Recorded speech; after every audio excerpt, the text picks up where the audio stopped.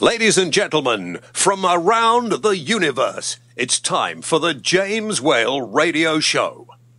James Whale, the voice of reason on the James Whale Radio Show.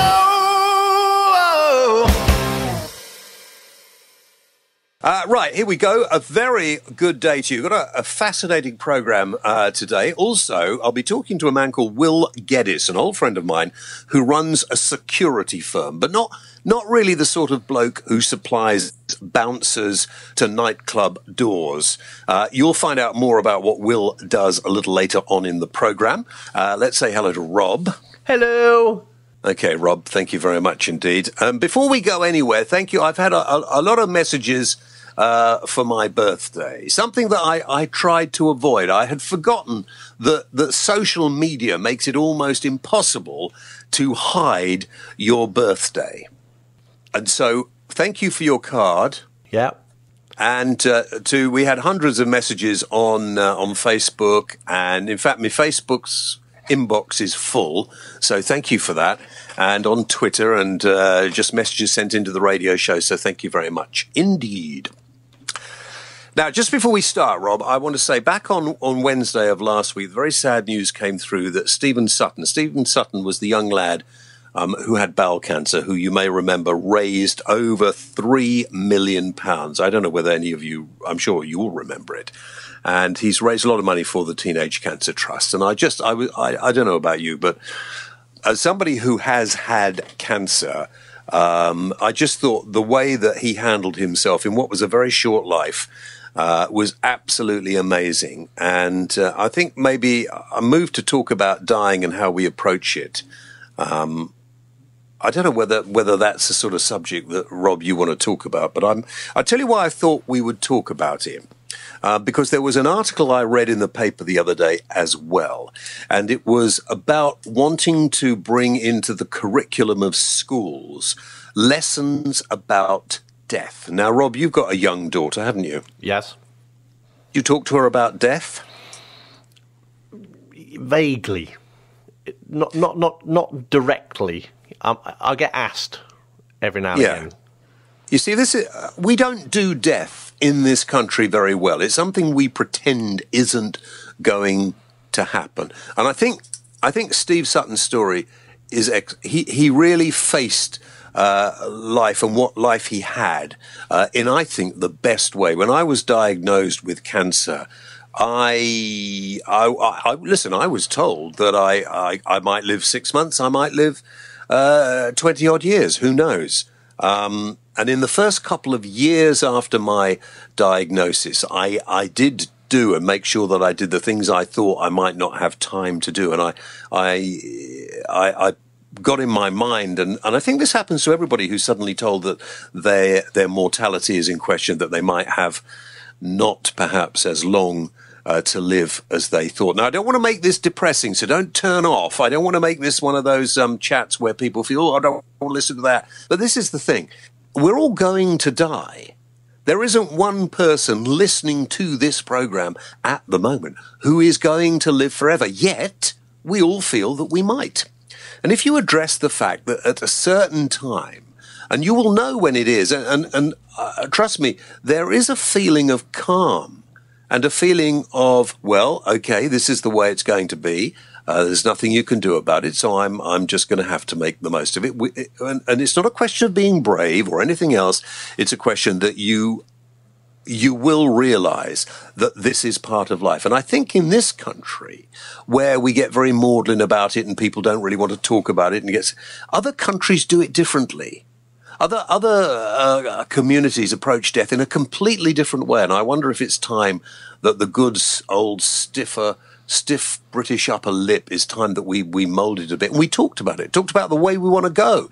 I mean, I don't know whether you've thought about it, but I don't want any church service of people talking, in my view, quite a lot of rubbish about things. I want people to sort of talk about, well, I mean, if maybe nobody wants to talk about me at all when I've gone. I mean, maybe, just burn me and do whatever. But I personally, if you're asking me what I'd like, it's the same way as if you're saying, what do you want for your birthday? I quite like a bit of a do. I'd like to be cremated. I don't want to be buried. I want to be cremated outside. I'd quite like to be cremated in a forest. Whether that's possible, I have no idea. But I have thought about it, and I have discussed it with my nearest and dearest, and it's something that I think a lot of us don't do. I mean, in the paper also, Richard and Judy have discussed what they're going to do and how they're going to help each other end their lives when they've decided to do it. Cilla Black has said she thinks 75. She's 71 now. She thinks another 4 years, and that's it, which is she might be feeling great. Look at Bruce Forsyth. But I think we have to approach it, and we have to put in place things to make it happen. A vast majority of people in this country haven't even written a will. And you can't check out the way you checked in. When you checked in, you had nothing and you didn't have to do anything. But when you've checked out, you've accumulated, it might be debts, it might not, but you have to put things in order. And I think we should talk about death. I think we should talk about death. I think we should think about the fact that, maybe we should look around for the best deal. Because quite often you go to a funeral director and that's it. You don't shop around, you go and take whatever they give you. So I think it's worth a conversation. Maybe people like to Facebook us on that. Rob, what are you going to do for your funeral? Well, hopefully I'll be there. Well, trust me, you will. But what would you like? I think I would definitely like to be cremated.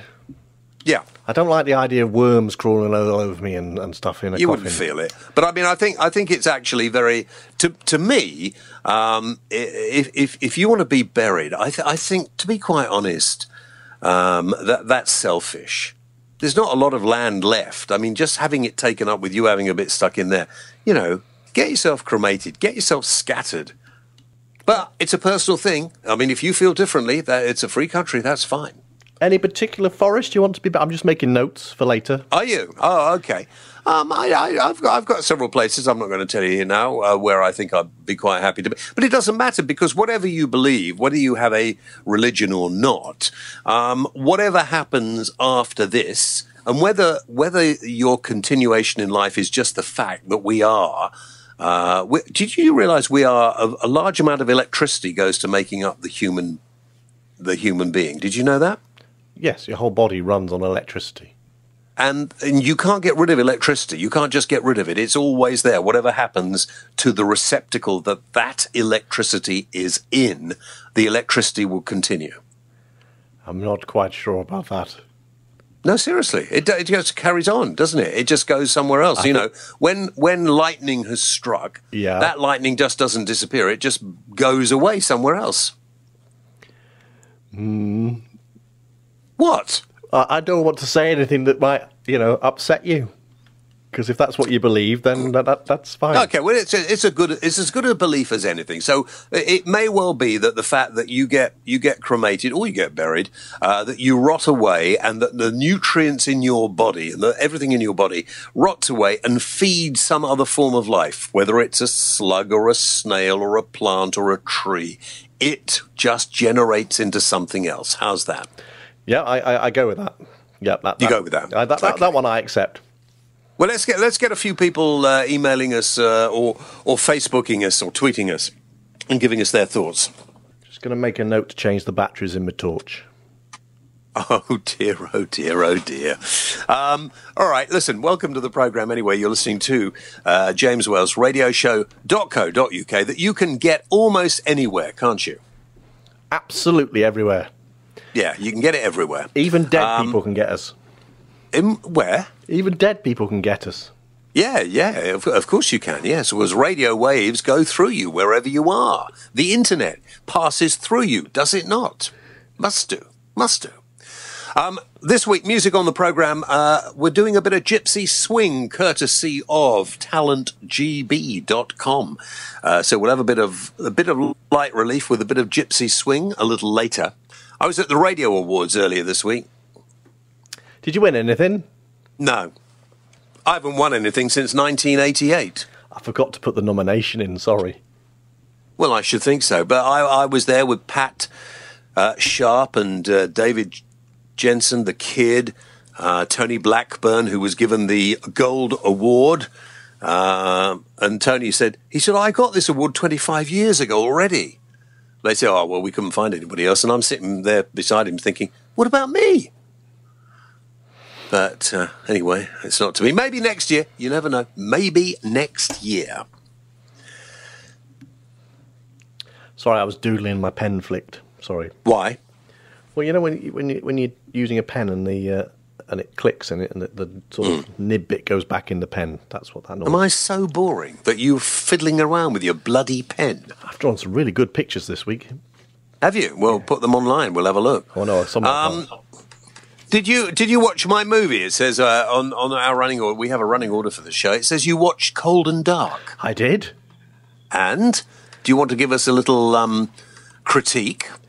Well, I don't want to give it a critique because you're in it and your friend is in it, and I'm already giving it a critique, aren't I? By just saying that. Yes, it's a movie. It's all right. Let me put it this way: did you enjoy my performance as the villain? I can honestly say 100%. Apart from Luke Goss, you were the best thing in it.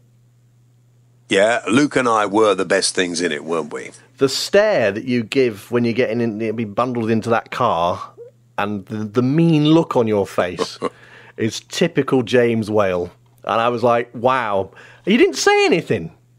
Well, that was... they thought it was quite funny because I'm known for talking, and so the producers thought it was quite funny if I don't say anything through the whole movie, but the character I play, they refer to the whole time. Well, you're in it for about, I'd say, 25 seconds throughout the whole film. Yeah, not in it very often. That was about 3 weeks' work, by the way. Were you in the end bit, in the container? No. Did you actually die in the film? They alluded that I was in it. I actually didn't have to be in there to be killed off.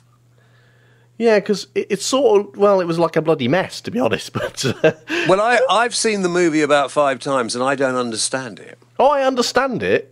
It's just not very well put together. Well, yeah. Luke said that as well. We should, it's have a look at it. It was quite a low budget movie. Although, having said that, the prosthetics in it of the zombies and the mutilated humans was quite gruesome. It was an 18 certificate as well. I was expecting a lot, to be fair. I don't think. Yeah, well, it's about 8 years old. Yeah, I would say it's probably more 13. Would you? Yeah. There's a lot of blood. Yeah. Now, did you like the scene in the bath? There was lots of scenes in the bath. No, where I was sitting at the end of the bath, where my henchman killed the woman who was lying in it. I don't remember that bit. You didn't see the movie. I did. I just don't remember that bit. You didn't see the movie. The woman who had tried to take my business away from me. In my business, I was a human trafficker, bringing people in to feed the zombies, right? Yeah. You understood that? Yeah, all I saw was you being bundled into a police station and then bundled into a car. A bit after being, not bundled into a car, you were set free. You got away with it. Now, hang on. I was bundled into the police station by Luke. Yeah. Who at the time, funnily enough, actually it was a little longer ago than that. It was just after I'd come out of hospital, after I'd been ill. And he kept stopping. When he got my arm up my back and he's rushing me through the police station and throwing me against the wall. Yeah. He kept saying, "You're all right. I'm not hurting you, am I?" And the director had to keep saying, "Cut, cut. Can you not ask him that? We're making a movie. Can you not do that?" And then Luke said, "I'll put my hand between you and the wall so it doesn't hurt when I throw you against the wall." I said, "Oh, great, Luke, thanks." It was really quite bizarre. But there was a bit in it where I'm sitting in the bathroom with this woman, and she's lying in the bath with candles all around. I'm sitting on the toilet, actually, with a big black hat on. And then it's pretty gruesome, so I won't explain it. But you didn't see that part? I can honestly say I didn't see that part, and I'm starting to think that bit got edited out of the film. Oh, I hope it didn't. I'm sure I've seen it in there. I do not remember that bit. It took us a whole day to do that because every time it didn't work properly, and they had to this poor woman who laid naked in the bath, every time it didn't go right, they had to cut. She had to get out of the bath, get wrapped in a towel, taken away, and her stunt double would come in. It was bizarre. Cold and Dark, where can you find it? Amazon, £1.30. Oh, right, okay. Well, could you go to our movie people and get it there? I don't know. To be honest, the one I got from Amazon, they sent me, it's got the number 13 written on the disc. It's obviously been previously in a video rental shop. Oh, that's a shame. Maybe that, yeah, okay. Was the quality any good? Yeah, it's only DVD, so it's not high resolution or anything. But Oh, okay, all right. So I don't know, I transgressed anyway. Eurovision. Yay! Eurovision. We're fans of Eurovision, of course, because it's so bad, it's good. Polish porn. Well, did you see that? I love that Polish number. I had to pause. What do you mean porn? There was nothing pornographic. It was a lot. I thought that the message in the song, I thought the inference, I thought it was terrific, absolutely terrific. The camera angle that I got paused on Sky Plus was definitely porn. Really? Mm. Well, Andy Swan says he loved it and he thought the same as you.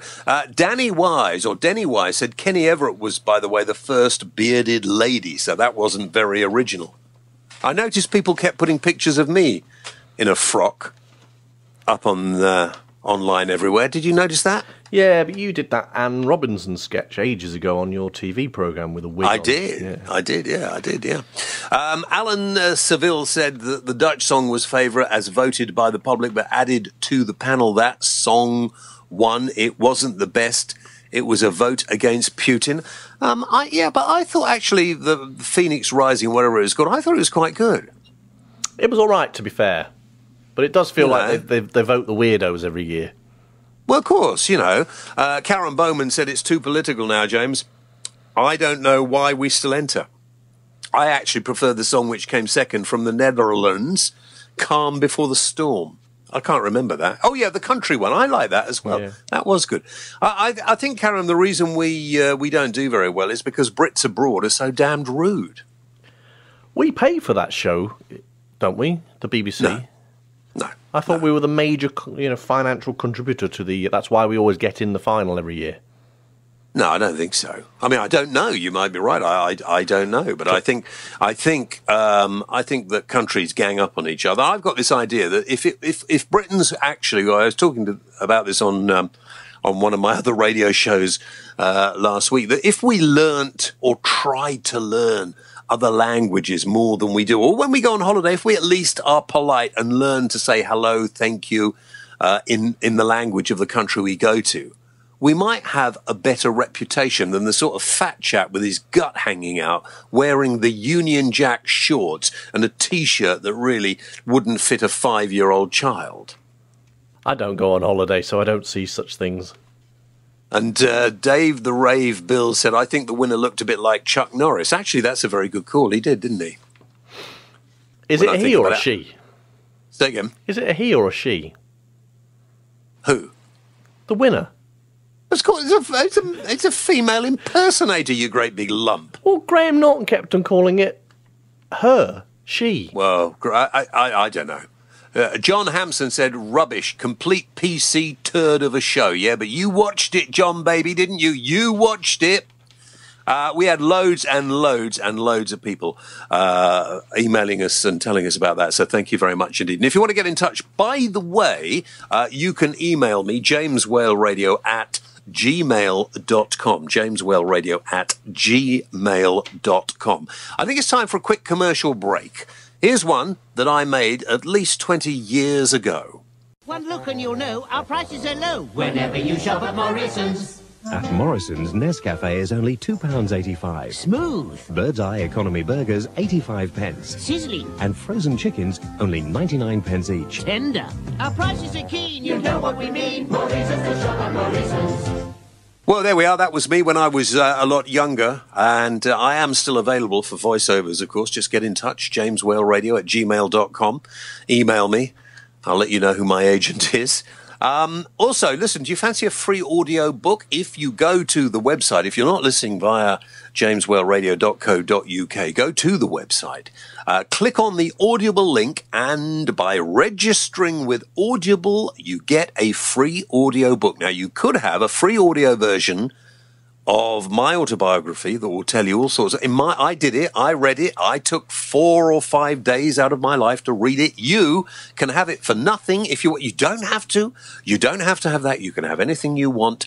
Go to Audible, register, and you get a free audio book. Holidays are coming along. Why wouldn't you want something? You can take it with you, can listen while you're away or while you're driving or whatever you like. So if you go there and click on the Audible link, you can have that for absolutely free. Is it time for music? Yes. What have we got this week? Listen, our friends at talentgb.com. Have you checked out their website, by the way, Rob? I check it out every week. Good. Well, you should, because they've got some fascinating things. You know, they've got artistes of all kinds, singers, musicians, they've got mimics, they've got all sorts of people on there. And if you are an artiste and you would like to get your act out, go to talentgb.com. And if you go there, of course, you could well be interviewed on this program. Talentgb.com is the place to go if you would like to be on the show. Check out with them. And they are, of course, our act bookers, are they not? They certainly are. Yeah. Now, this is a track from Gypsy Dynamite. Gypsy Dynamite play a wide repertoire of jazz, gypsy jazz, Spanish and Italian. You know, if we thought about this, we should have put this on the program a while ago, because these guys would have been ideal to get in touch with and have at your Eurovision party, wouldn't they? Yeah. It would have been great. You could have had them doing some Spanish, some Italian at your Eurovision party. Now, if you like what you're going to hear and you want to book them, well, the place to go is talentgb.com. Here they are, Gypsy Dynamite, and I'll see you in my dreams. I want to break.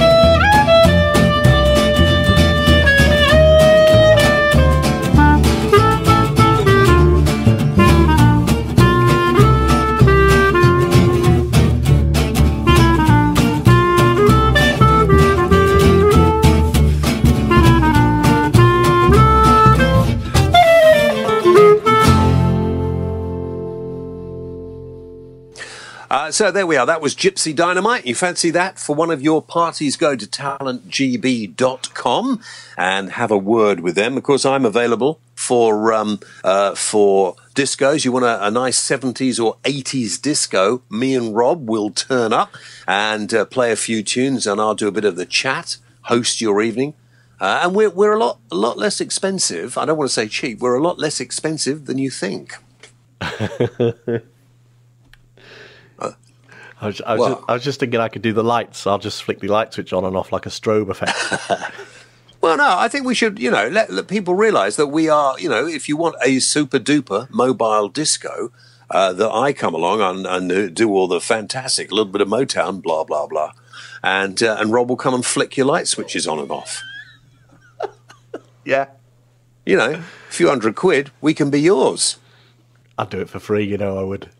Yeah, well, you do it for free, but I'll have the money. Okay. Now, listen, I wanted to talk about troops coming back from Afghanistan, and you may have seen quite a bit of this in the press this week, and I just wondered what the consensus of feeling was about the fact that we have spent, it's more than 10 years now in Afghanistan. Have we achieved anything? Was it worth it? If the situation arose again, do you think there would be a public outcry against it? I asked this on our Facebook page, and here's some of your responses. Valerie says, too many deaths, no gain. Rob Murphy says, absolutely, 9/11 and 7/7 could have been far more frequent events if not for our actions snuffing out Islamic terrorist fanatics at its root in Afghanistan. I'm not sure, Rob, I agree with you, but it's a point of view. Dan says, getting involved in other countries' problems is rarely worth it. You can't force democracy on a country. It must find it at its own pace. I agree with you, Dan. I think that's right. To do otherwise, as we have seen, doesn't work.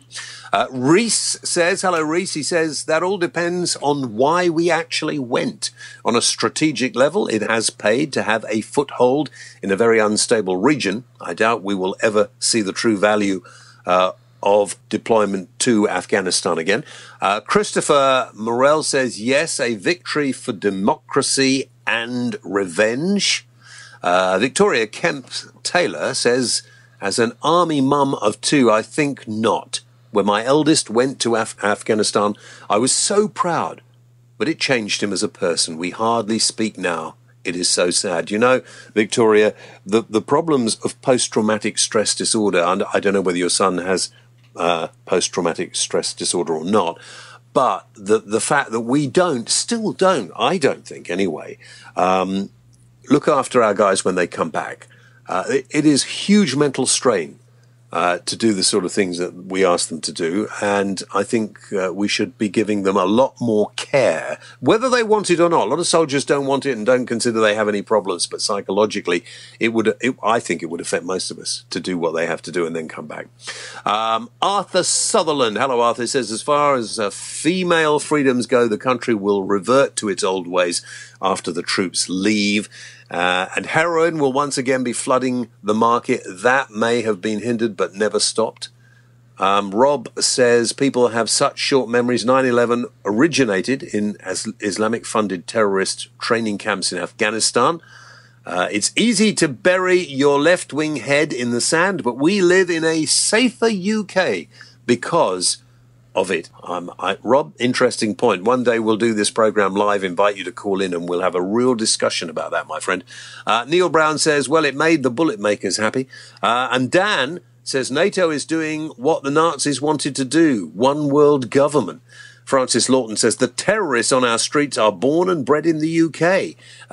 Tim says, sadly, it didn't do any good at all. Andy says, worth it for who? Not for Joe Public, as bin Laden was supportedly found in Pakistan. And they've never managed to put opium production onto a roll. And there's the tragedy of lost lives for us and them in what is another illegal war on terror with no UN mandate. Some of your thoughts, divided thoughts, I have to say, about whether it was worth it to be in Afghanistan. If you were in a situation like that, or a situation in some other part of the world, and you needed security, you needed to be looked after, you needed to know that you would be safe, or in this country, if you get a stalker or if you've said something publicly that people disagree with. How do you go about finding security? You know, when you see the celebrities or you see the prime ministers or the presidents with all their security guards around, where do these people come from? What sort of organizations are they? Well, strangely enough, I know somebody who has such an organization, and his name is Will Geddes. Good day to you, sir. And a good day to you, sir. Well, first of all, if I was to ask you to explain exactly what you do for a living, how would you do that? Well, probably the best way to encapsulate it, James, is to say that I'm a specialist in what we call threat management. And threat management in its purest sense is in terms of human risk issues of varying different spectrums that could impact on an individual. So it could be anything from your general welfare and your safety and personal protection through to managing a threat that has been made against you, and whether that be anything from a harassment to a stalking to even a kidnap risk. I'm quite often called by various people from heads of state right down to Joe Public to try and provide assistance and support in how best to manage. So when I talk about security, Will, you are not likely to supply people to stand on the door of a nightclub? No, probably not. We would be falling into the category that if you said to me, Will, I want to go down to Afghanistan or Iraq or Colombia or Angola, as where I have teams right now, then we would be the guys that you would call.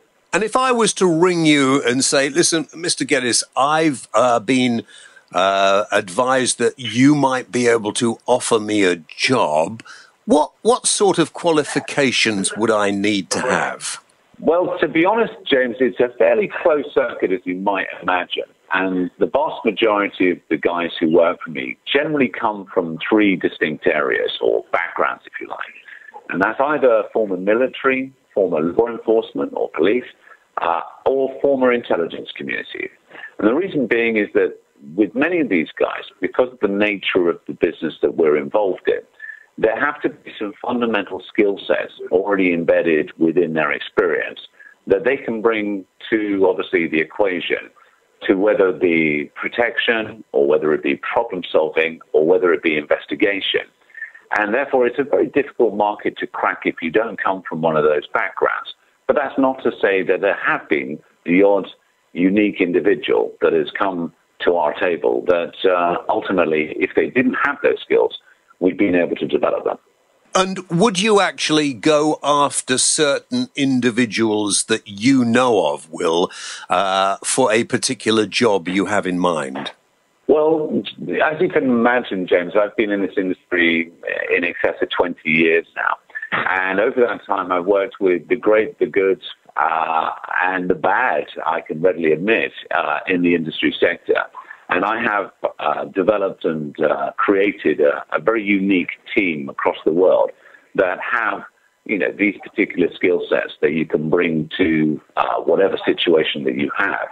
And thankfully, because we have a reasonably good reputation out there, there are individuals that are coming out of their particular units that will quite often drop us a phone call or an email to let us know they're coming out on Civvy Street. And if they come again with some unique aspects, we will snap them up as quickly as we can.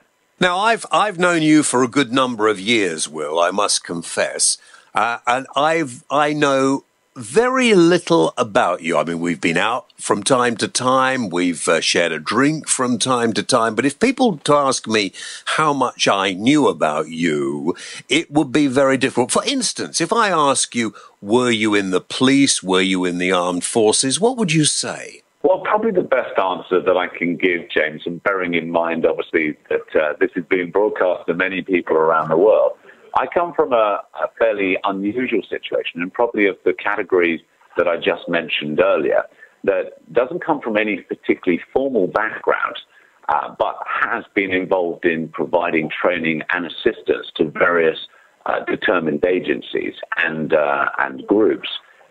From initially getting into this industry as a close protection officer, and then meeting, obviously, across my years, various individuals that, as a sponge, I've absorbed and soaked and assimilated all their various skills.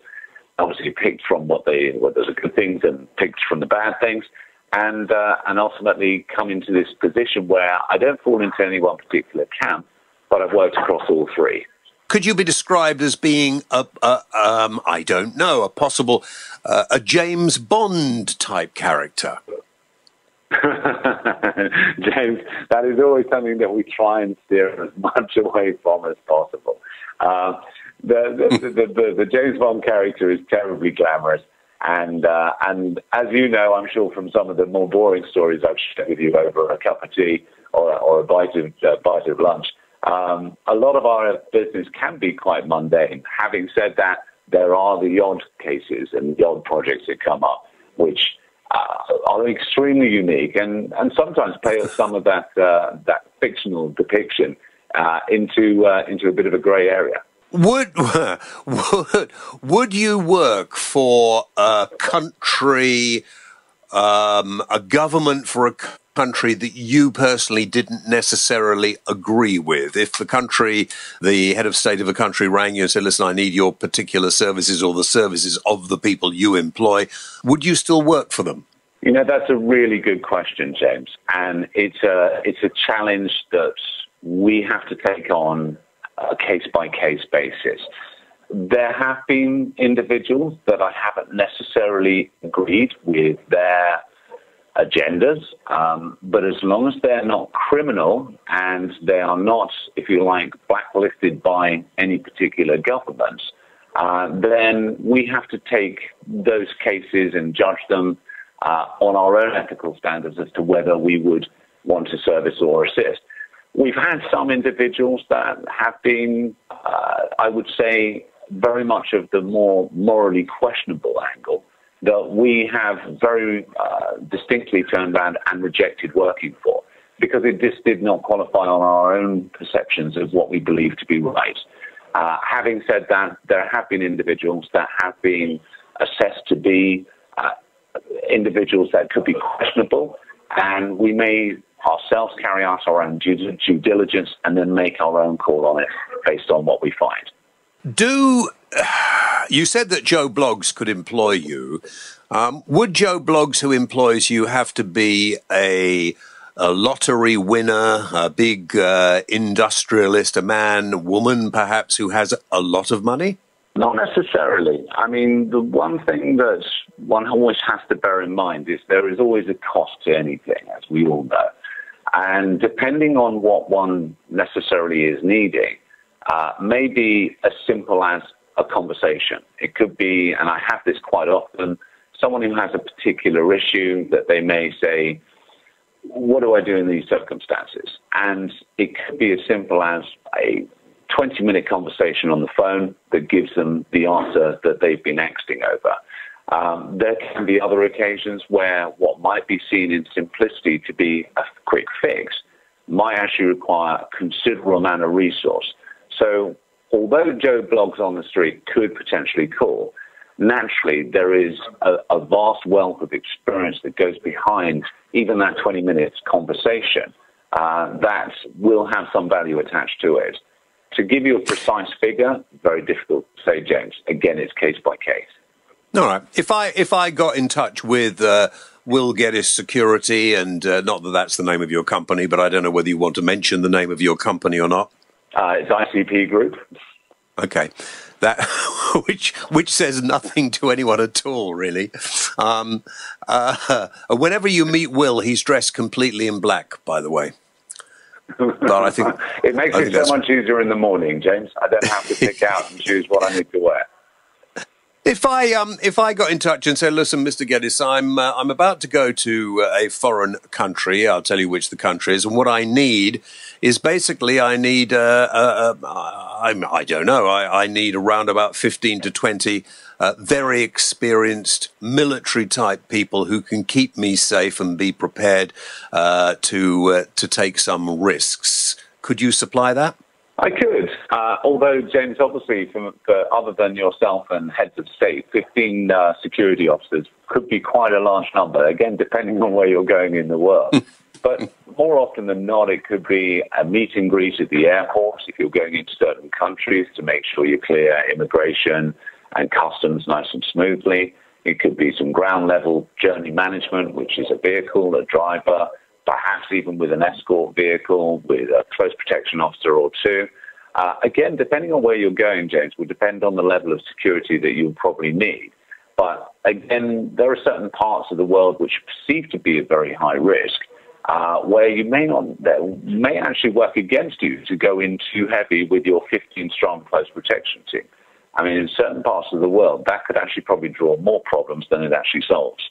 All right, let's talk a bit about Nigeria now, because this is the story that prompted me to call you in the first place. But this is also the story that's on everybody's minds. This rather strange, shadowy organization, Boko Haram, who are an offshoot, I believe, of Al-Qaeda. They sound incredibly dangerous to me. How on earth can you go and get those children away from them? It's a really difficult one. And on any kind of hostage negotiation, it's always going to be a matter of ensuring you have a good dialogue with the kidnappers, with the hostage takers, to try and find some sort of common ground, to try and meet some resolutions, which in the first instance can quite often be completely unreasonable. The problem with Boko Haram is this group, although you say are Al-Qaeda connected, that hasn't necessarily been confirmed fully. They are believed to be connected to AQM or Al-Qaeda in the Maghreb, and also to Al-Shabaab, which are the well-known terrorist organization operating out of Somalia. But they themselves are a very, very extreme jihadist group that are trying to introduce Sharia law in the northeast regions of Nigeria. And they kidnap and attack and assassinate the locals and various different key figures in the areas in Nigeria on a very regular basis. They're very well organized. They're well resourced. They have considerable armaments at their disposal. And they also have the borders to Cameroon and Niger at their disposal. So they are able to slip across the border and escape capture quite easily.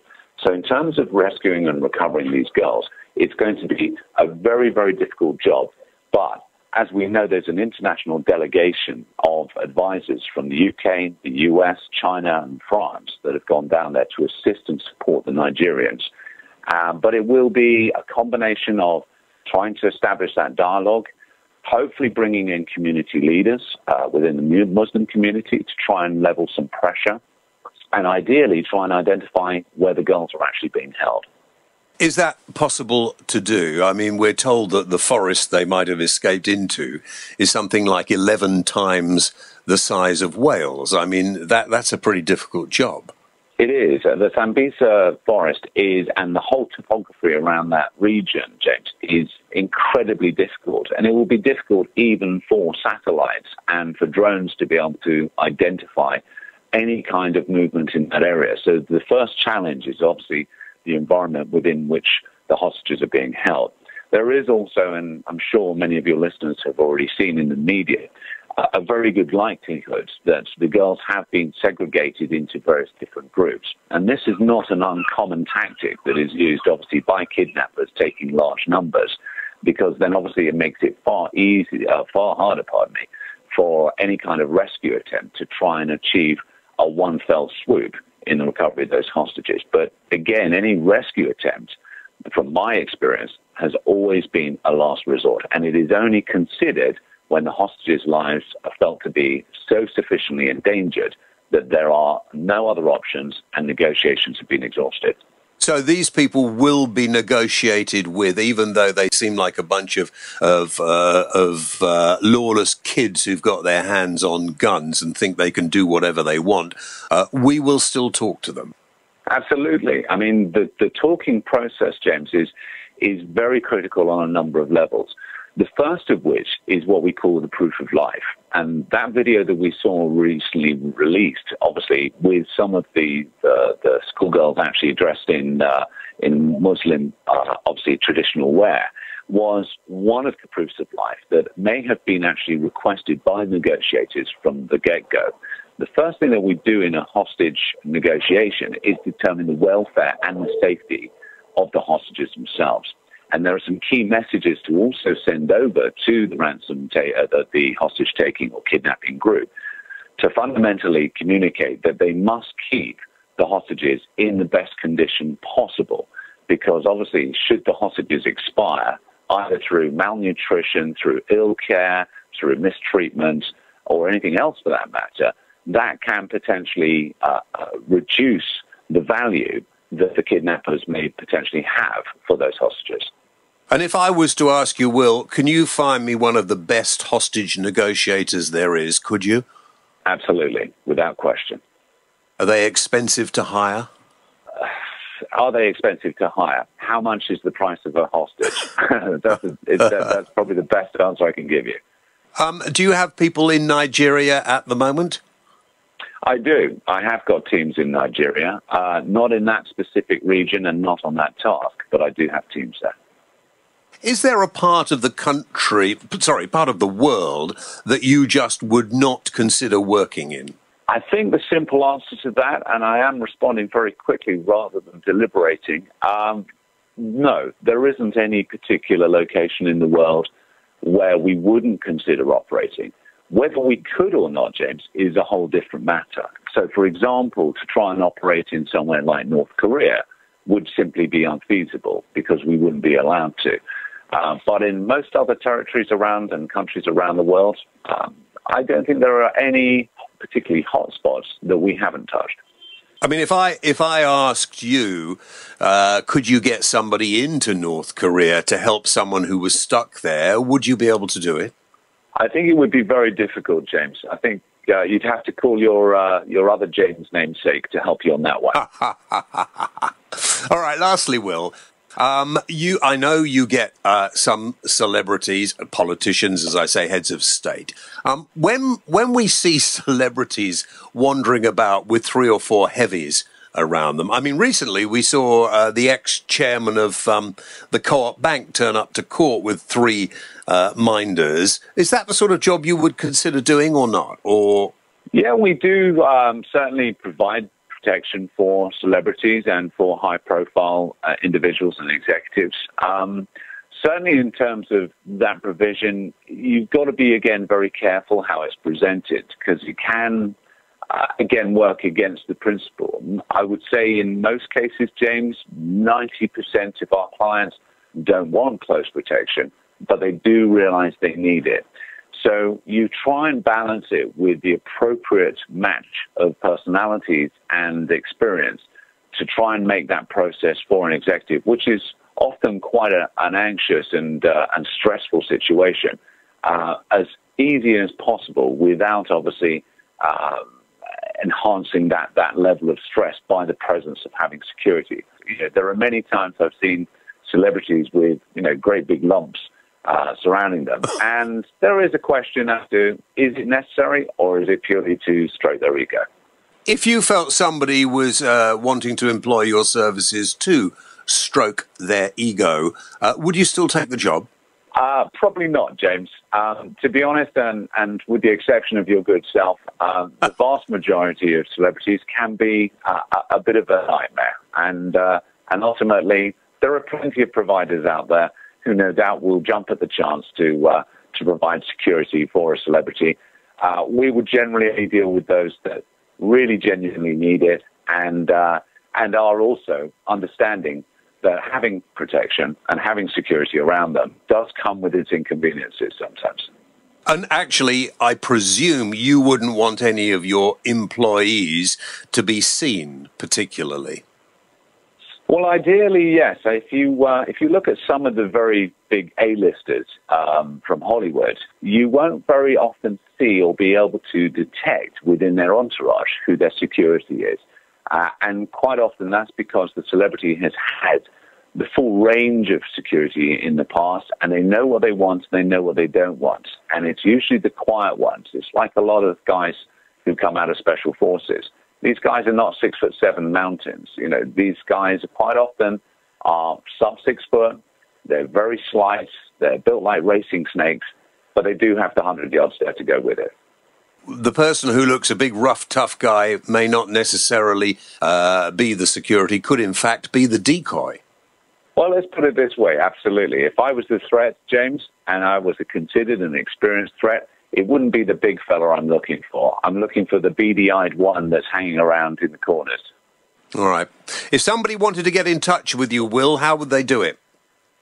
Well, their best bet is probably to go through our website, and that is www.icpgroupcompanies.com.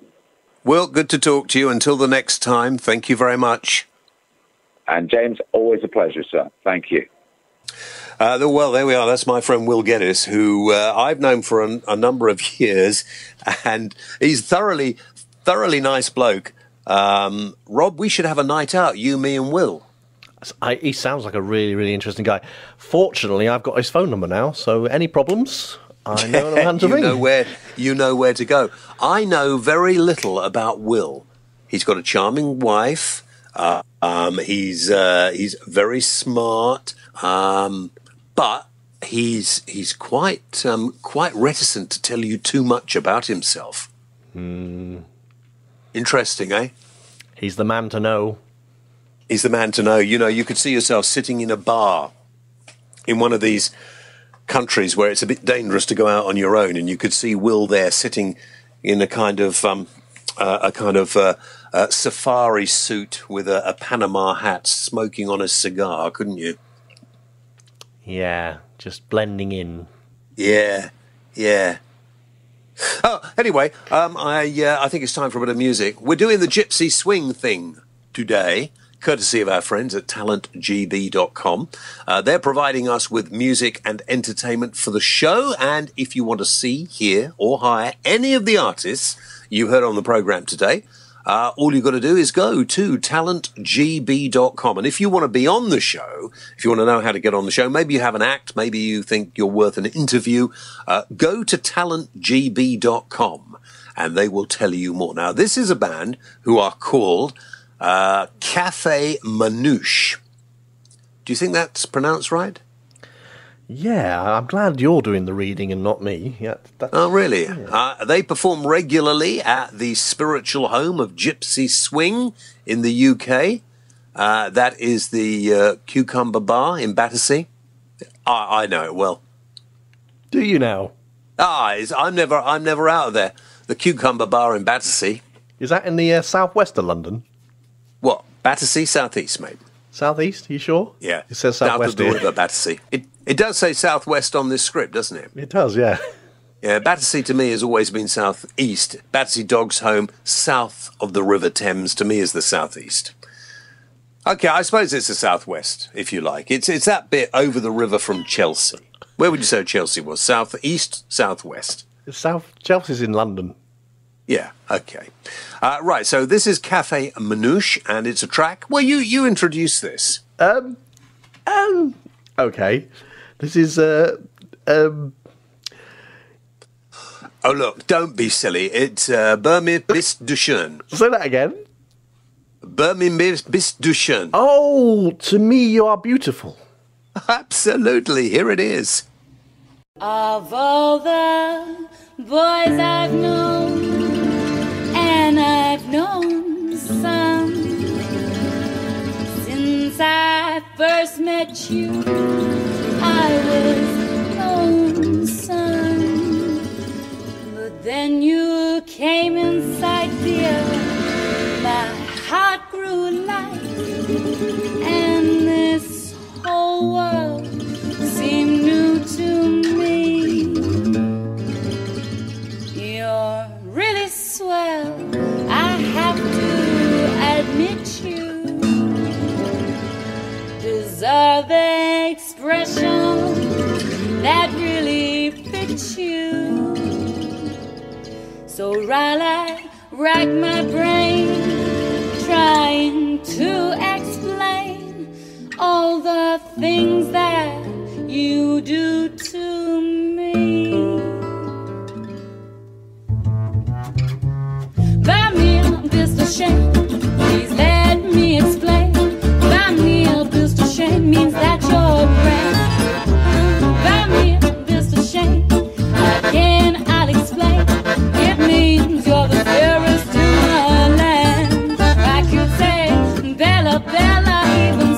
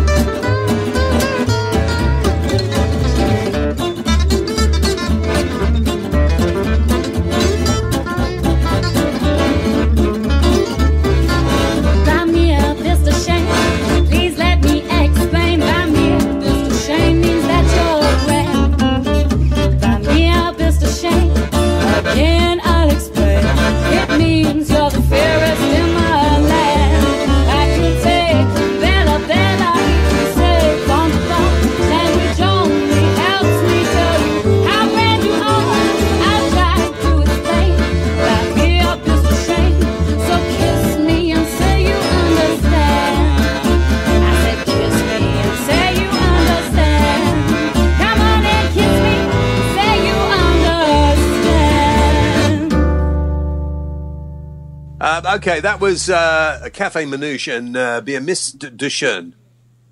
If you say so. What are you laughing at? What is your problem? Your pronunciation. Be a Miss de Schön? Be a Miss de Schön? Sounds like you're being played backwards.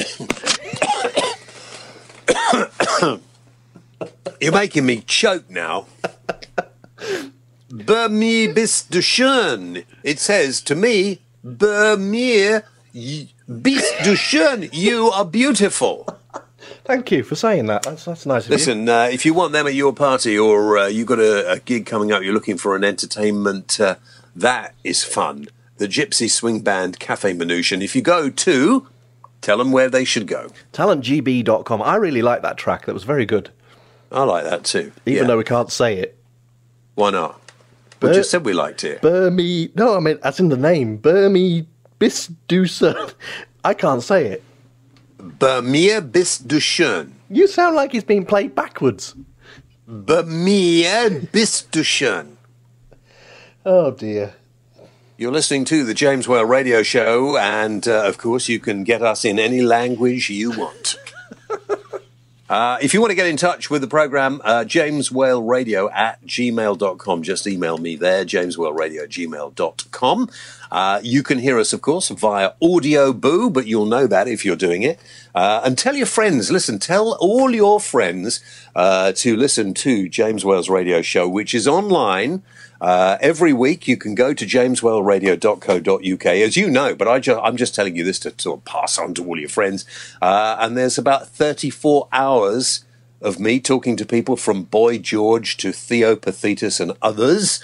And today, well, of course, security expert Will Geddes. And then we've got the shop. Have we sold anything lately? Yeah, we sold some T-shirts. Well, that's all right. What about copies of my book? I've got a garage full. Yeah, maybe we should do buy 5, get 10 free or something. Buy 5, get 10 free. Actually, why don't you, and you get them for what, $6.95 each, signed by me. I have spent hours signing these books. If you want, it's a little keepsake, because you download the audio book, listen to me reading it, and you keep the book with the pictures. Nice pictures too. Yeah, very nice pictures. James Whale Radio /shop. jameswhaleradio.co.uk /shop, right? jameswhaleradio.co.uk /shop. Yeah, something like that. Something like that. I think that's about it, really, for this week. I think so. I'm going to learn some... is it French? I think it's German. It sounds German when you read it, yeah. Well, it sounds German when you look at it. It sounds German when you look at it. Well, when they're written down, it sounds German. But, that's the problem with us Brits. We're not good at foreign languages.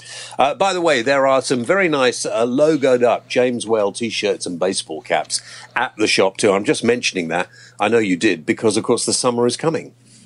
I need to send your cap down to you. You do, so that I can wear it. Yeah, that's a good idea. So don't forget, if you want to get in touch, hire our amazing mobile disco, or you just want me to come along and say a few words at a do, I am available. I've still got a few dates left. jameswhaleradio@gmail.com. Get in touch. Say goodbye. Goodbye, everybody. See you soon. Don't forget to check out some of the other programs as well. James Whale, the voice of reason on the James Whale Radio Show.